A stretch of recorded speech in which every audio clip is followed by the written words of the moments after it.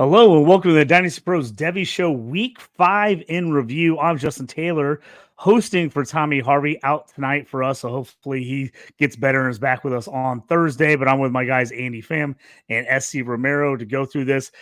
Go ahead, hit that like and subscribe button. We are getting things underway here. Week 5 review.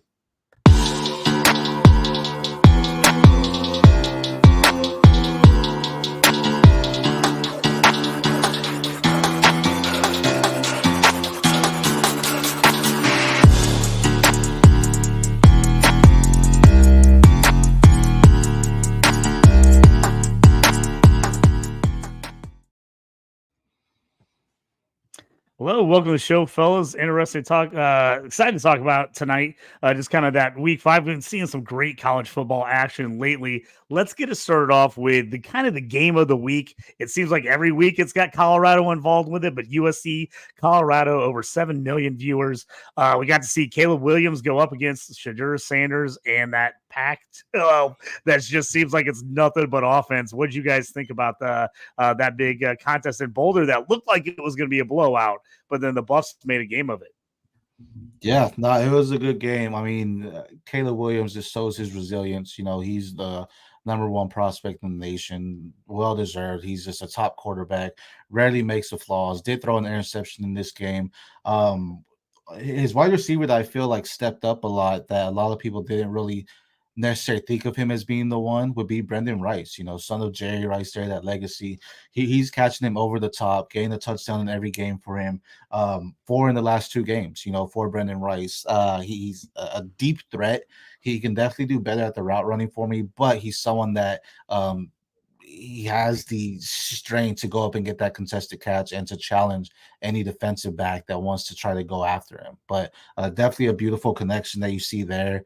On the flip side, Colorado, I've been saying it for a while, Shedeur Sanders is a great quarterback. He doesn't have the offensive line you want to see from him. And we've been needing a wide receiver to step up. And we finally did get one in Mario Miller, a freshman wide receiver there. When I was rewatching the tape about the game and everything, it's interesting, though, because I want to see him do it again, because there was a lot of whiffed plays from the USC defense that allowed him to do it. There was one play where you see Mario Miller completely do a stop route. He catches the ball, a guy comes, and he just completely spins around, and just the guy misses the tackle. So it was more so a game where I saw USC's defense play bad than I saw him play good, if that makes sense. It's like I need to see that again, need to see the repetition. But on the flip side, it's great seeing that, Shedeur may have a wide receiver if Travis Hunter's out and Mario Miller. Yeah, I like what I saw out of Sanders. I mean, obviously that Oregon game was not what we were looking for. They just got worked up there in Eugene, but I thought they were going to have a chance to bounce back and look a lot better, because this USC defense, if you've been watching me on X, I've been complaining about them nonstop. USC can't cover with that defense. Don't even think about taking them to cover the rest of this season, because they are bad, bad, bad. But, they got down, but they came back. I mean, Sanders right now, for all the haters, second in the nation in passing yards, 1,781 yards, 15 touchdowns, 2 interceptions, right up there, stat-wise with Bo Nix, Michael Penix Jr., Caleb Williams. I mean, for the final year of the Pac-12, we're seeing some unbelievable quarterback play. And again, like SC, like you said, I know people want to look at it and be like, oh, he lost to another big-time team. But people got to remember, this Colorado team was supposed to win under 3 games this year. There were 3.5 was the going into the season. So it's, again, a 1-win team that's come out and actually been in ball games and fought. I mean, to me, it's still really impressive, even though they've lost some of these games. I mean, if they would have won these last two games, I mean, we're talking about, the turnaround of the freaking century if they would have came out and got these 2 games done. But like you said, the O-line's just not where it needs to be whatsoever. And the fact that their defense is pretty terrible is not going to help them, especially with the offensive firepower in the Pac-12. I mean, if they were in a different conference, I could see maybe them sneaking out some more games just because they have more offense than everyone else, but they're in the one division. They're the one conference that has everybody has a ton of offense and no defense. So it's just, they don't really have an advantage over hardly any other of the teams in that because of that. I do think if Travis Hunter and Silo Sanders were both healthy and in this game, it could have been a lot closer and possibly an upset. They missed their top 2 defenders, and that could have been a huge turning point because they could have probably made some turnovers or just made some big plays there. Yeah, it would I have been feel like with interesting.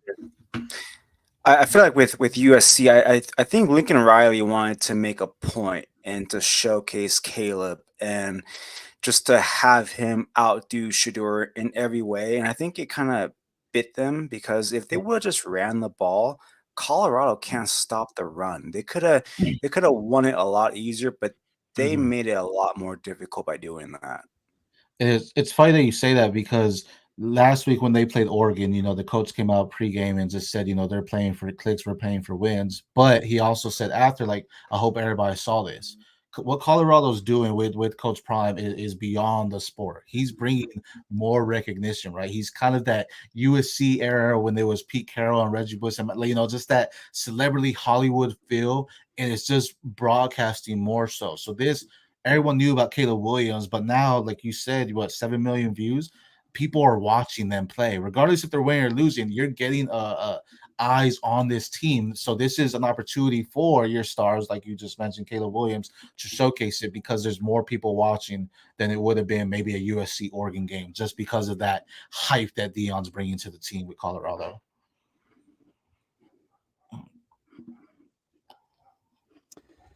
Yeah, another big game for the week was Texas Kansas. Everybody's kind of talking about Devy circles. There were some guys in there, some F plays, C2C plays in there. Everyone's like, "Hey, Texas is they struggled just a little bit, and Kansas has played great." It was getting interesting to see what happened. Texas ends up coming out, putting it to them on offense, 40-14 win. Andy, talk a little bit about all those Texas guys that are finally seem like they're hitting the potential we thought they had the last couple of years. Yeah, I think everything's finally starting to come together. Quinn Ewers, he's making smart decisions. He's being fast with his, processing. He's not holding onto the ball. We're also seeing him run and scramble. This is now back-to-back weeks where he has a rushing touchdown. And we also continue to see Jonathan Brooks just continue to shine and shine and shine. And he is once again an NFL running back. And he is doing it he's doing it both ways. He's doing it on the ground. He's doing it power and being elusive. And you also have CJ Baxter, that the highly touted true freshman who's also getting in reps, but Jonathan Brooks is not giving that job away. And then what I want to talk about is true freshman Jonte Cook. They're slowly starting to bring him in. Every week you see more packages for him. And I'm excited to see the future for Texas with Jonte Cook. Yeah, I think they have a good arsenal Yeah, in Esty, what do you think about Mitchell and what all those guys have done and wide receiver wise? I mean, it looks like they're starting to finally pile on that offensive talent that everybody's kind of been waiting for. Yeah, I mean they Donnie Mitchell was a sleeper. It's funny just because the other day a buddy of mine he showed me his top wide receivers in the 2024 class, and he was like, "Who should I put at 10?" And my goals were Donnie Mitchell should definitely be up there. I think he's one of the best wide receivers in this class coming out. He had his time at Georgia, and he was definitely a sleeper. I think because he only played 4 games, I believe, last year with Georgia, including 2 in the playoffs there. And he still showcased some potential. He's a solid wide receiver, kind of like an Amari Cooper. You don't really want to see anything flashy. You don't see much flashy, but he can get the job done there for you. And he's someone that I think is becoming a favorite target of Quinn Ewers. You brought Jonte Cook, another great wide receiver, and then there's Xavier Worthy, who's one of the top wide receivers in this class, potentially top 3, definitely top 5. He's one of your top guys that we knew a lot coming into him, and I think it makes it better that he has Adonai Mitchell on the side there with him, because now you have defenses going, okay, we can lock down Xavier Worthy, but now they have this other guy, and then, oh snap, we got to bring in Jonte Cook. We don't know what to do. Jatavian Sanders potentially out this next week, so we're just going to see more of these wide receivers used. And Andy, as you're saying, this could be an opportunity that they actually say, okay, with Sanders out, we need Jonte Cook to come in. So this is a potential Devy watch for him, if you will, because he could have that spotlight kind of shifted in his direction and taking those targets that Sanders normally would take. Yeah, let's jump to the SEC. We had the Mississippi LSU game, which ended up being an absolute shootout.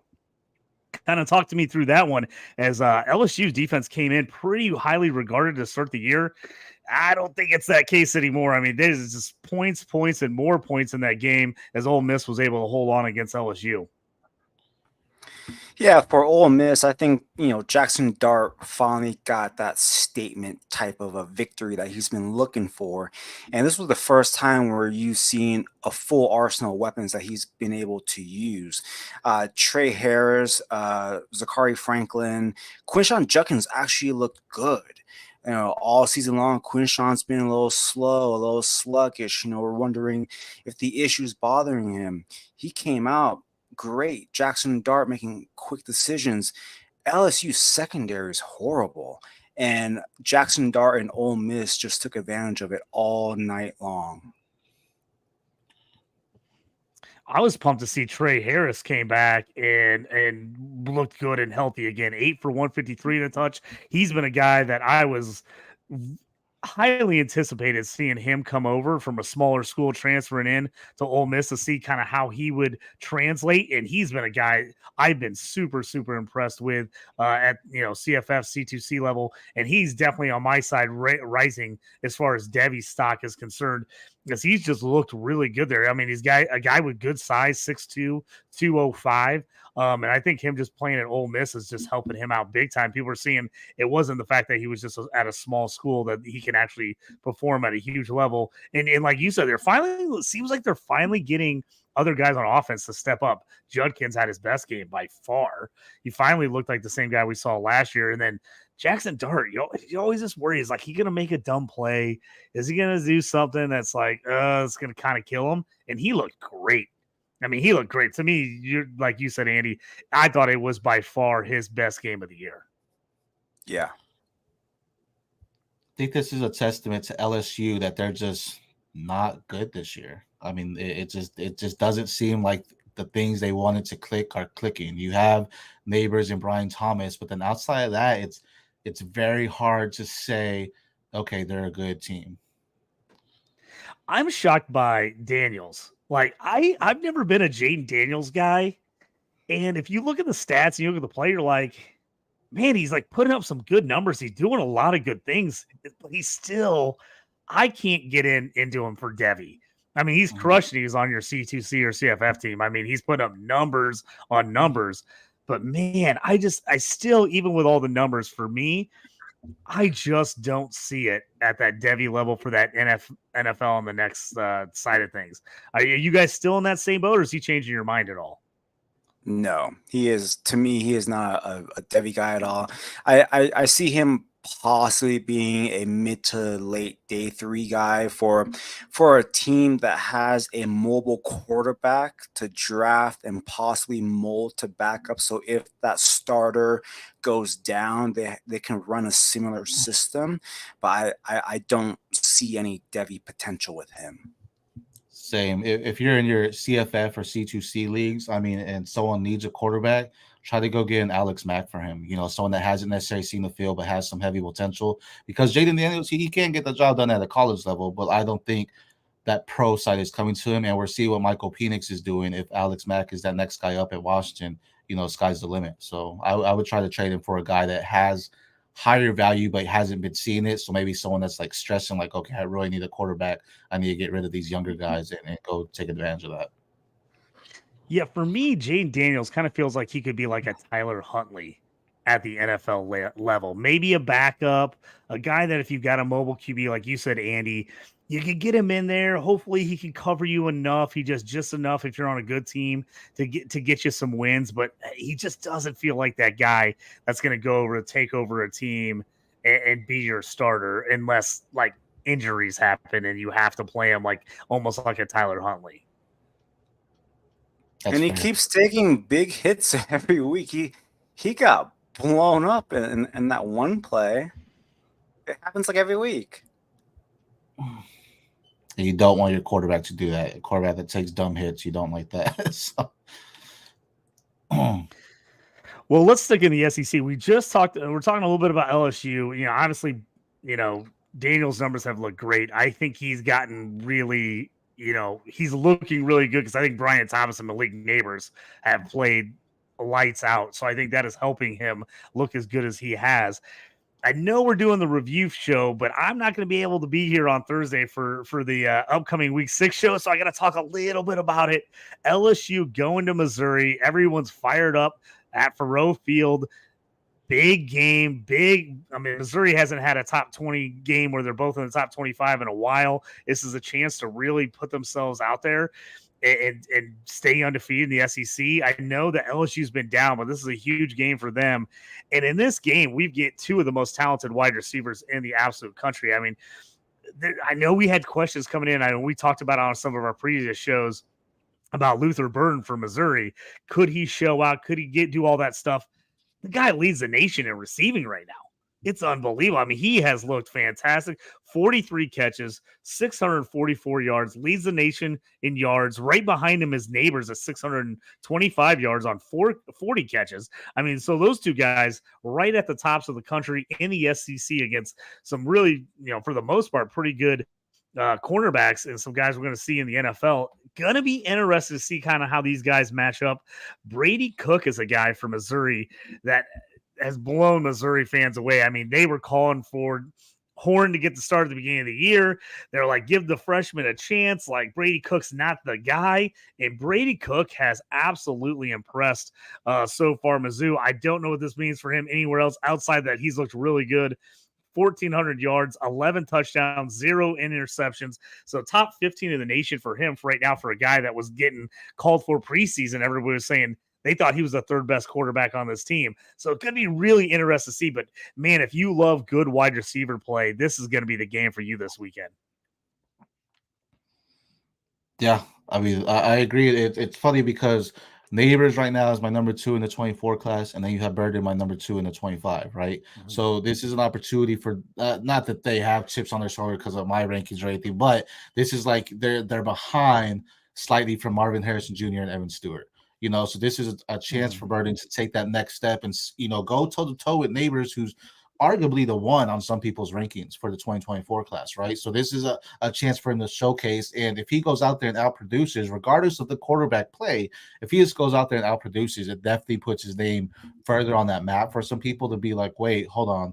This is a guy we need to be watching. He just did what against LSU? Again, LSU hasn't been playing how I want them to play or how I'm usually seeing LSU, but that name holds value, right? So it doesn't matter what they're playing like. They can be 0-6. If you're playing LSU, you're still playing LSU. So this is a big opportunity for Burden to just showcase what he can do and hopefully, have a better outing than Neighbors. I don't think that necessarily happens because I think LSU could have a little bit better defense than what Missouri does. So this is just a good opportunity to see two of the best go at it. And then like a little sneak preview. At the end of the week, I always do like Devy and C2C games to watch. For this game, what I wrote up was if LSU loses, they're completely done. So then do we see Brian Thomas Jr. opt out? Malik Neighbors opt out?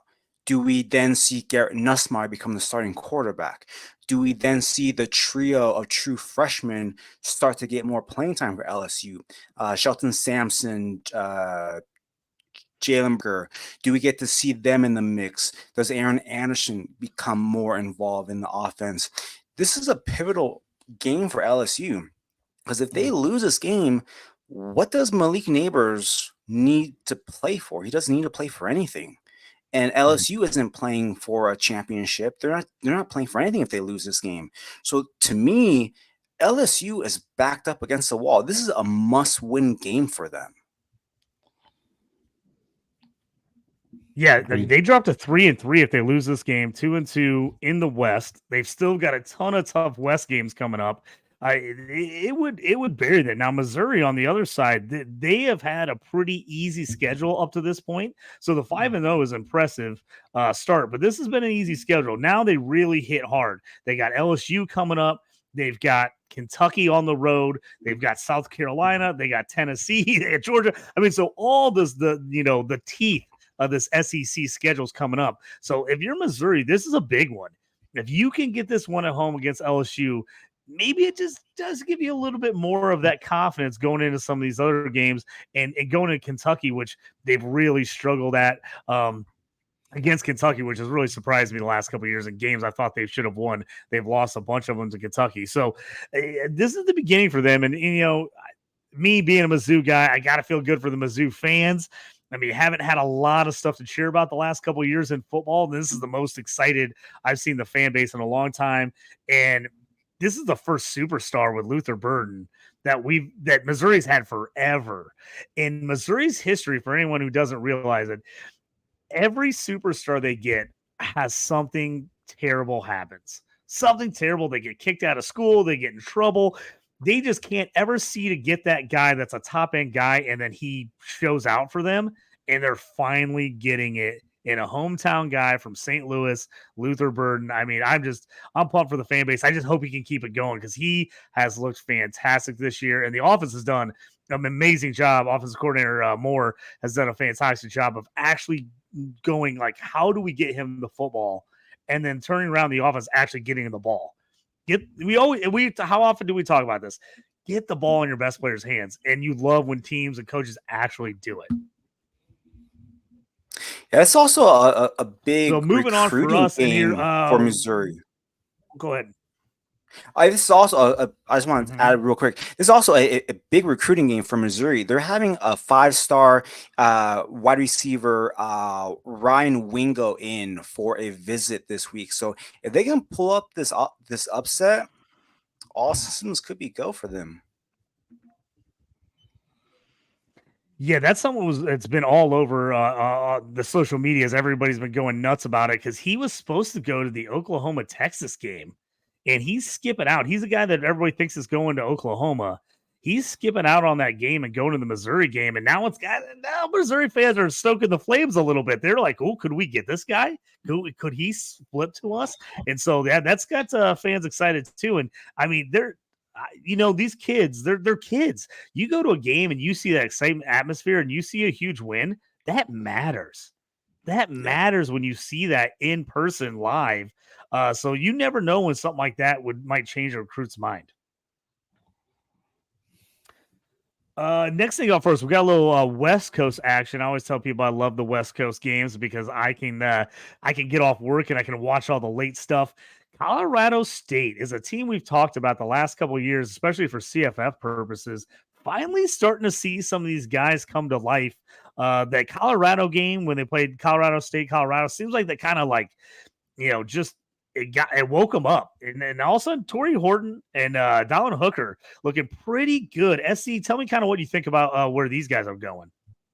Torrey Horton's, being the name, you should keep an eye on. The past 3 games, he has over 10 receptions. He has over 300 yards, maybe 400 if I'm not mistaken, in the past 3 games. This last game, he just went off, over 200 yards, 10 receptions there, and 3 touchdowns. A phenomenal athlete, some great size.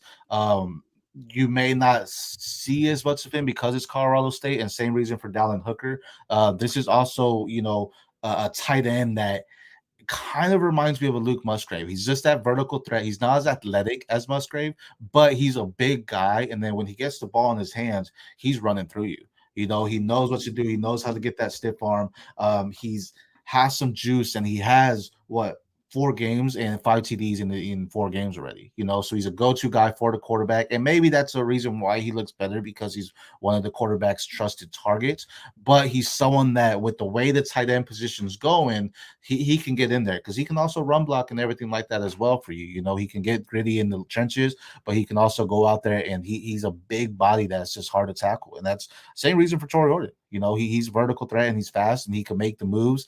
So they just have some nice weapons right now, and it's very cool seeing Colorado State and this upside and what they could bring to the table. That Colorado game was supposed to be a blowout. They were like, oh, we're going to go in there and just defeat them. And they said, no, hold on. And again, going back to what we said earlier, what Prime is doing isn't just for Colorado. He's bringing light to Colorado State. That was a huge game that everyone watched, right? So he's bringing light to all these colleges he's going to, and it just helps out the Devy community in a whole, because we're seeing prospects on a national level, if you will, that we may not have seen necessarily 2 years ago, because it was Colorado State. But now it's like, oh, all eyes are on this game.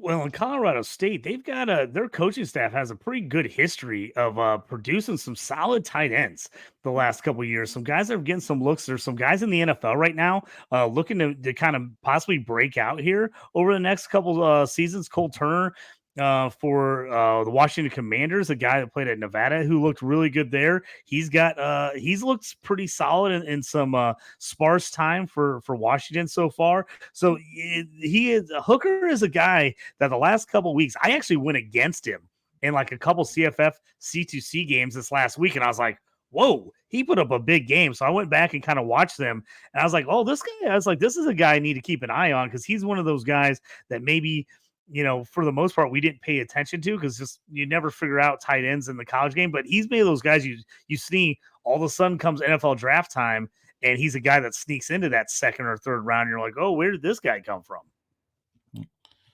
Trey McBride, another tight end that went there. He was a All-American tight end, kind of just one of the best in the class there. And he's someone that, once Zach Ertz is done in Arizona, he could be that top threat. You kind of see some similarities in what Dallin Hooker is doing to Trey McBride. Again, more stiff because he's just a bigger body, but they know how to develop some tight ends there. Yeah, time to get to our X poll for the Dynasty Pros Devy Show X poll that you put out every week. SC this week. What was the question? What everybody kind of jump on? I think it was something about running backs, right? Yeah, the question was just, what do you want us to touch on a little bit more? Do you want us to talk about QBs that are falling, running backs that are on the rise, or, even wide receivers that just have it, and the response was, running backs on the rise, and I want to point out Wyoming's Harrison Whaley, excuse me. Just a guy has over 100 yards in each game, over 152 actually per game in the first 3 games that he's done, 8.6 yards per carry. He had a huge game against Texas, where he went for 18 carries, 110 yards and a touchdown. They lost that game, but in games like that, you don't expect Wyoming to win, right? So you're just seeing how they work against one of those top defenses that Texas can bring. And he dominated them. This guy has been clocked at over 21 miles per hour. He's a speed threat. He can hit the hole. You blink, he's gone. He's agile and smooth when he has that footwork, and definitely just someone to keep on your radar, especially with Wyoming not having crazy competition necessarily. This is someone that if he continues to just thrive, he can be that day 3 prospect in the NFL to potentially get some time. NFL loves speed, and if he's bringing that to the table, that's someone that can definitely be on everyone's radar because he's someone that can get that, that juice to the team. Andy, what is anybody that kind of stepping up for you? You seeing that kind of moving up your rankings and on the rise? I'll talk about my guy Amani Bailey. I've talked about him in the past, and in the past I've said that he's a violent runner. And what I meant by that was in the game against West Virginia in the fourth quarter, there was a drive where they just fed Amani Bailey either through handoffs or short passes, and he actually injured 3 West Virginia defenders on that drive. When you watch him run, he is a violent runner, and I think he's someone that's going to climb up the draft boards. Yeah, I like what I've seen at him. Like you said, you've been talking about him for a while. He's a guy that, I wasn't real high on my radar early, but definitely after listening to you talk about him, watching some games, I'm liking what I see out of him for sure. Another guy that really busted out this week, I think everybody saw it, was Ray Davis for Kentucky, the Vanderbilt transfer. He was a guy that kind of was getting some CFF and C2C hype before the season. People would have thought, hey, man, he was pretty solid at Vandy. Could he make a big leap at Kentucky? As you've seen, Kentucky's had some pretty solid running backs the last 5 or 10 years. He had his breakout performance of his career, 26 carries, 280 yards, 3 touchdowns against Florida. He also caught a pass for 9 yards and a touchdown. Ray Davis is the guy I wanted on all my C2C and CFF teams. I got him at a really good price, got him late. Is he got a chance to move up Devy boards? Obviously, this game put him on the map for a lot of people. He had only had one 100-yard game leading into this, but he scored in touchdown in 4 out of his 5 games. So, he's off to a solid start. The QB play has not been what they wanted at Kentucky. But what do you think about Ray Davis? Go ahead, Andy. I'll let you. He's, I think he's fine. I think he will be more of a CFF guy. I think as far as a Devy guy goes, I'm not there yet. I think if he goes drafted, it'll probably be the 6th or 7th round. I mean, just from what I've seen so far, I mean, yeah, he had a great game, but I question his traits if they will transfer to the next level. Yeah, I'm kind of with you there.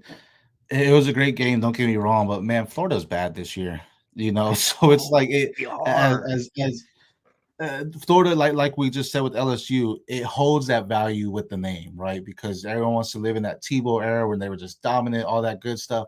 They hold that value with the name, but Florida is bad. Being an SAT team and having Kentucky do that to you is just a testament to how bad that defense is right now, and just them not looking good at all. So I think it was more of a showing than Florida is horrible right now, then Ray Davis looked great. Don't take anything away from Ray Davis. He did look great, but it should show other teams that play them, oh snap, we can run on Florida all day. If Kentucky can do it, Mhm. we can do it too. So I'm with Andy. I don't necessarily have him as a Devy board or anything like that. Great play for your CFF teams, your C2C teams, but outside of that, he's going to be a taxi squad for you on fantasy rosters. He's not going to be anything that you're gonna start. If it is, it's that 1 week, and you have to start him that week because that's the only time he'll get some good playing time, if that.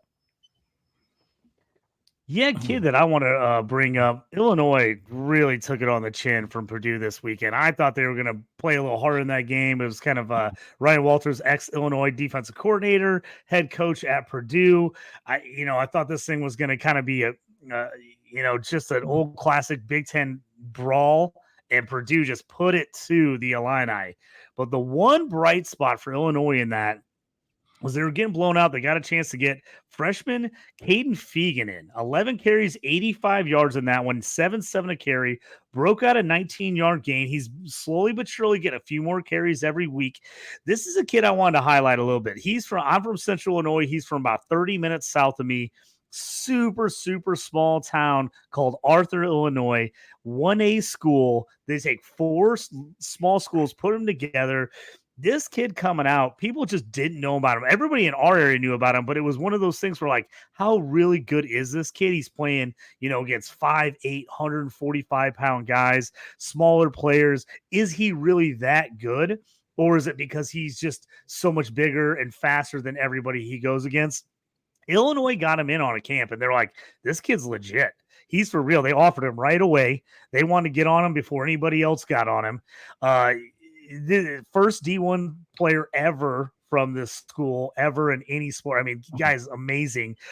He is sneaky good, great size. He was one of those guys coming out. He was considered an athlete. He just played everything in high school. He played linebacker, kick return, punt return, running back, quarterback. I mean, they put him everywhere they could to get the ball in his hands and just to make him plays. Right now, he's playing running back for Illinois. Now, does he stay there? Does he eventually move somewhere else? I don't know, but he has shown some great ability. And with Brett Bielema coming from Wisconsin and what he did with some big running backs in Wisconsin, I think he sees Cade Fegan as one of those guys that he can jump on at Illinois and make one of those Braylon Allen type of guys at Illinois. So he's a guy in Devy circles. I know coming in this year, and a lot of people are on, he was only a 3-star athlete coming out. So he wasn't one of these guys, a 5-star big time recruit, but I think he's one of those guys. He's got that ability. He just played at a super small school with not much looks. And so it was just tough. The fact that he even got 3 stars, I think, is a little bit surprising, just because when you watch the tape and the people he's playing, you're just like, why is this guy twice the size of anyone on the field? But he proved it. He played well. And I think, now the fact that he's actually playing around other guys, his size, ability, and he's getting pushed, I think the sky's the limit on him. I've got him on my radar on all my C2C teams. I think they're going to pound the rock with him in the next couple of years. And if he develops like he can, he would be a guy that I'm going to keep an eye on in Devy circles for sure. Yeah, I agree with that. You gotta see more, and the transfer portal's real. So We'll see if a big team says like, "Oh snap, this is a guy we need. Let's go grab him," because you do have some aggressive guys, and there's someone Dion or Lincoln Riley, anyone to like, hey, we're going there, and guess what? We're actually going to the Big Ten now, so we'll actually play some teams on the East Coast there. Maybe this is opportunity for them to grab a steal there. Yeah, now it's going to be our time for our Devy Spotlight guy. Andy every week gives us one of his guys, somebody he really likes in this Devy Spotlight. And this week, put it up there on for you for Germie Bernard from Washington. Andy, take it away. Yeah, so originally he was a 4-star recruit in the composites. He's 6'1", 203 pounds. He originally was a Washington commit. He decommitted once the current coaching staff came in, went to Michigan State. But while he was at Michigan State, he still kept in contact with Roma Dunze and Jalen McMillan and everything. And then when he decided to put his name in the portal, they recruited him and he came back to Washington. The coaching staff wanted him back. And he's someone that I want to spotlight because he got to finally break out. He's always been the guy that was going to play outside. He wasn't going to play the slot role this year. So if whenever Roma Dunze or McMillan would get hurt, he would be the plug and play guy. And that's what we saw against Arizona. He had 8 catches, 5 carries, and his touchdown, they devised a pretty much that run for him. Now, he's someone that I'm going to acquire in all C2C leagues. Because right now, people are talking about Jalen Polk and all the other guys, but this is the guy for next year. When I watch his game, it kind of reminds me of a juiced up version of Curtis Samuel or Robert Woods when he was with the Rams in his prime. He's a really good, route runner. He's got speed. He can win outside. If he has to play in the slot, he can win with the slot as well. I like his hips and how he moves. I think he's just a real good athlete, real good wide receiver, and he's someone that you should be getting. Now, as far as with Washington, the big question is the quarterback room. Penix is gone next year. Are they going to bring in a portal guy to compete with Alex Johnson and Austin Mack? And when I was looking around, a couple of names came to mind. Devin Brown for Ohio State. There could be a numbers crunch there. And he is from, the West Coast. He is from Utah. You have Malik Murphy at Texas. He's not beating Arch Manning no matter what, even if he is the better quarterback. And then you have Miller Moss at USC. He's not going to get the job. Malachi Nelson's there. So the interesting thing is what is Washington going to do for the quarterback situation next year?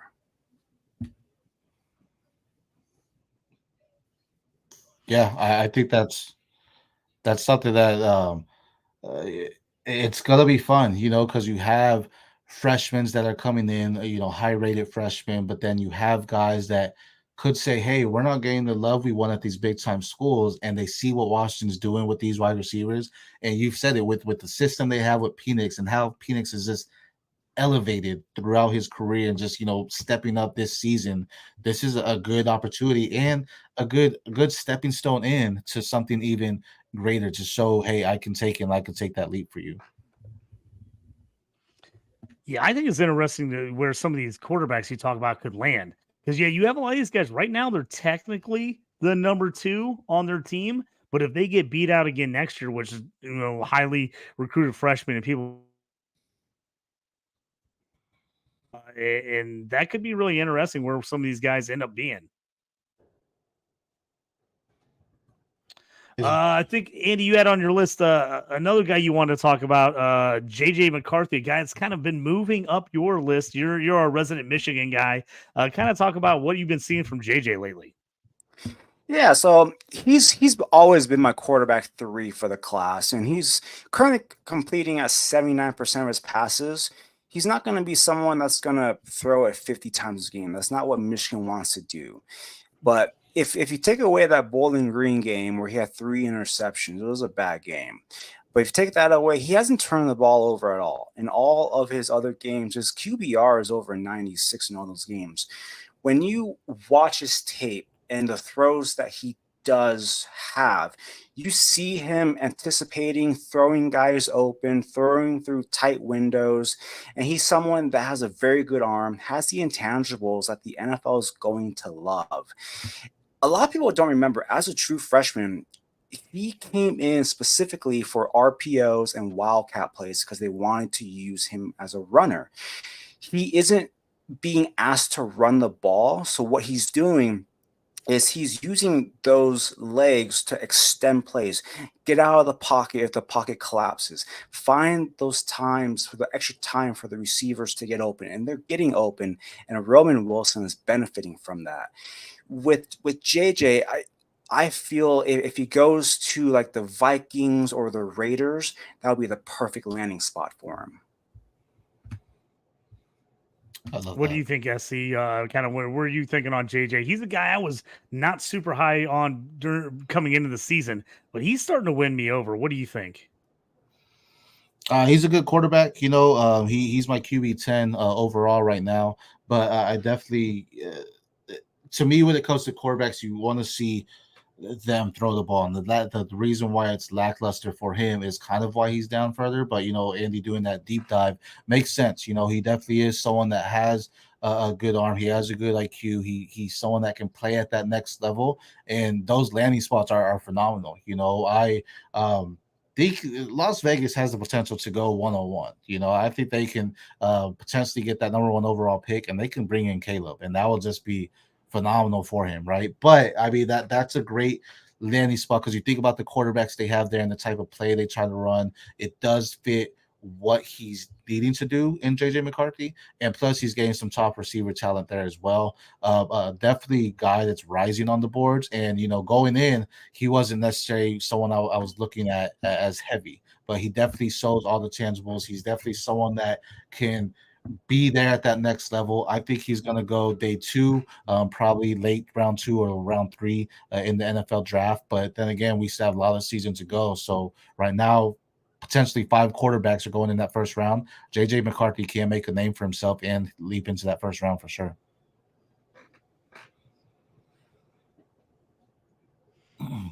Yeah, I think the same thing is like, sometimes you look at these things and you say, oh, look at these guys putting up, crazy stats in college. And the other guys putting up solid stats, but they're playing more of a pro style system like he is. And it's not like he just has unbelievable athletes around him. They've got great players on that team, don't get me wrong. But, the whole system that Michigan runs it's night and day compared to what like a Washington is running. And so I think sometimes it's hard when you're evaluating, you're looking at it, just look at the box score, you see like, how is that guy in the same stratosphere? But, like Andy said, you go back and you watch the tape, how they're using, what he's doing to extend plays and do things that, on film you see, but if you're just watching the game, you're like, oh, I didn't really realize he was doing that. But those are things that make a difference. So those are things I've been impressed with JJ this year. And for me, he's definitely moving up my rankings. I just thought he was a little too small. I was 100% sold on his arm, but he's looked a lot better to me as I've watched him throughout this year. He feels like one of those guys that is just getting better and better in college and is starting to make the right plays. He makes the right reads. He moves well in the pocket. Like Andy said, he's not necessarily sprinting out of the pocket and giving you 15, 20-yard runs, but he's moving around and extending plays. And so I'm really liking that. He is definitely moving up to me. And I think he has, before I would have said 3rd rounder for me. I think he is definitely working his way into that first round. And then whenever you have a Harbaugh kind of backing you up saying, hey, this guy's got it, I think that matters in the NFL. I think people take his word for it and they say, well, if he's saying this guy is that good, we need to give him a harder look. And he might end up being one of those guys that you see once, they start doing the pro days and everything else. He's that guy that jumps up people's lists because they do the interviews and they're like, man, I really like what this kid has to say. I watch his tape again. Oh man, he slides well. He hits the open guy. He hits the guy where he's supposed to hit. So I think those things are something that for me, I'm going to keep a real close eye on him because I think he's going to move up in some of these rankings as the season moves along, and especially if you see Michigan get into the playoffs again and he plays well in the playoffs. I think some of those questions about CJ Stroud got answered last year and people got excited about him. I think JJ could do the same type of thing this year. All right, we're coming up on the 45-minute mark. Anybody else, you guys, from this last week, week 5, you kind of want to talk about or throw in before we finish things up tonight? I'm good. What about you, SC? No, yeah, I think we hit all our guys there. It's fun watching these cards, guys. You see risers every day, so my rankings are constantly changing every day. Big games, slow games. It's college football. So Yeah, a couple of big games coming up this week, so pretty excited about it. Thursday night, make sure to check us out on the Dynasty Pros YouTube channel where we'll do a little week 6 preview, talk about some of the big matchups and games and players we like coming up.